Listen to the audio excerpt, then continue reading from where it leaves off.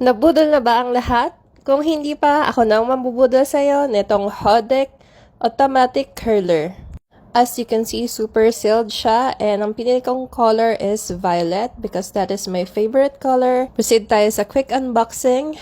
So, kaya ko to binili is para sa mga future events na attendan ko and ako na yung magka-curl sa sarili ko kaysa magpagawa. So, may kasama siyang comb and dalawang clippers. Ginagamit siya pang section ng hair para hindi sabog-sabog pag magkukulot na kayo. And ito yung mismong curler. Meron nga lang siyang mga medyo dark spots dun sa wire, but all good. Walang sira. Then, try na natin i-open. So, long press pala siya dapat bago ma-open. Pindutin nyo lang yung C to level up the heat like yung ginagawa ko. So, in-stay ko lang siya ng 200 degrees. Try natin left and then right.